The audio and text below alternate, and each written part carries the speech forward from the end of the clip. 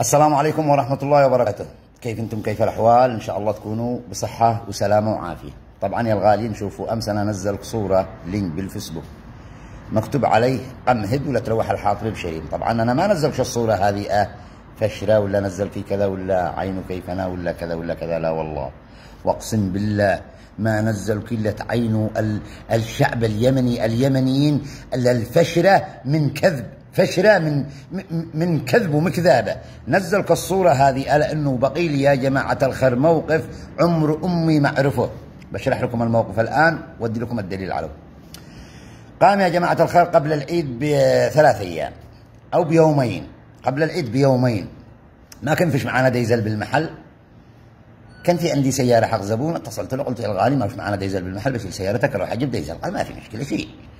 بزق السيارة ونزلت على المحطة جبت ديزل وكل حاجة، وانا يعني مشغل. ولا تقول له حق ابي ولا حق جدي ولا حق كذا، ولا تقول الله يعني الطبع بجيبي ولا انا حنب. اروح مشغل لك امشي وغزال امشي من عيني وفي رمشي. ما ركزكم يا جماعة الخير لا على اشارة ولا على اي حاجة. عبر كلي زغف اللامع لامع. قلت سبحان من سبح الراعد بحمده والملائكة بعرشه. انا اقول له لامع ما نش داري. اللي يومهم لي يخلفوا من جنب السعوديين وهذا بالسيارة ويعملوا لي، وانا لما يعملوا لي اوكي يعني انا سواق مال ولا دلوك فنق عطف. انا يسكن انهم يعملوا لي اوكي. ابو يمن سواق كويس وانا ما نش داري انهم يعملوا لي اوكي. قد لقم كالدرس. طبعا يا جماعة الخير شوفوا، هذه صورة السيارة وهذه المخالفة، وهذه كصورة السيارة وهذه كالإشارة. رحت وصلت وقفت السيارة بالمقصد، ما أنا داري ايش الدقة. طبعا المخالفة ما تنزلش بنفس اليوم، بعضها حين تنزل اليوم ولا بعضها حين تنزل بكرة، بعضها حين تنزل بعد بكرة. جاء بعد يومين السعودي صاحب السيارة، هو طبعا يجيب السيارة لعندنا نلمعها بكل شهر كل شهر ونص. وصل عندي ابو يمن، السلام عليكم. وعليكم السلام، اخبارك؟ الحمد لله. علومه عساك طيب؟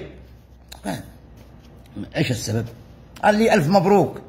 قلت الله يبارك فيك. قال تعال هنا. قدم كل عنده. قال لي دحين ايش رايك؟ نقي السنه وانت حبايب او نقلب الطرحه الان؟ قلت لا نقيس حبايب.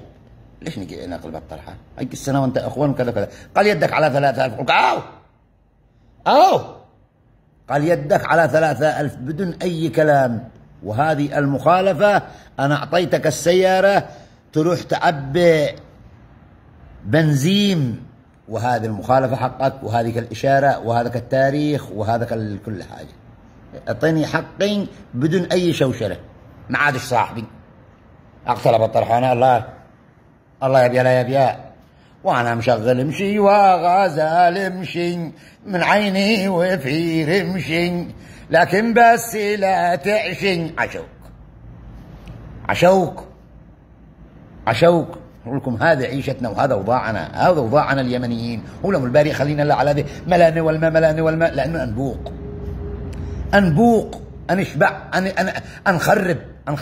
انخرب بلاد حق الناس وحق كل حاجه.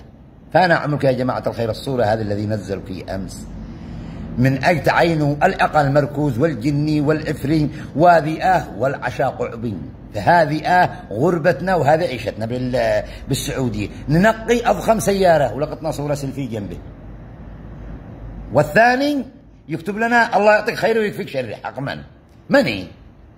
مني هذا الله يعطيك خير ويكفيك شره. صورة سيلفي جنب سيارة فراري ولا لكزز ولا أي حاجة. لا بالذي قال الله يعطيك خيره ولا يكفيك شره، ولا بالذي صور جنبه. يعني إذا كنت ما قدرت تسد أنت والصرفة حق البيت وحق هذا وحق هذا، هل تدخل بعقلك أن صورتي هذه جنب سيارة لكزز قيمته 600 700 ألف تقول الله يعطيك خير ويكفيك شره؟ هذا الكلام. هذا غربتنا وهذا عيشتنا. حرام ان احنا نفتصع بالشغل فصيع ونبكي كم من يوم من المعامله، من الغربه، من الضيق، من الكربه، ولقى جاء الجمعه ولا اي حاجه واحنا نشتي نعمل صور ولا اي حاجه تقول لا بو على كفالتنا 20 بو على كفالتنا 20. ونكمل نلقط الصوره السيلفي ونلقط هذا ونلقط هذا. ودخلنا المطبخ اشهد لنا احنا نتحشر وكل حاجه وغسوله وكنوسه وجن وعفارت اني اخذنا النسوان.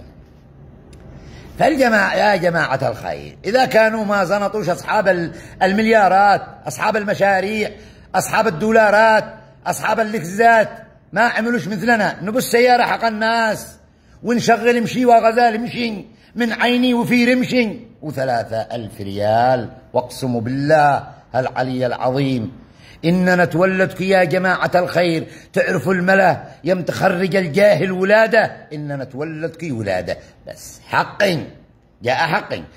الآن أمشي بالإشارة ولا كل حاجة، قسما بالله حتى لا يرجل، أقسم بالله إننا نمشي وهي رجل الإشارة حمراء أوقف ما أقطعش، يساكن نقاية الزعني حتى وأنا لك زعري. تحياتي لكم وأشواقي الحارة، آملا أن ألتقي بكم في فيديو قادم، والسلام عليكم ورحمة الله وبركاته.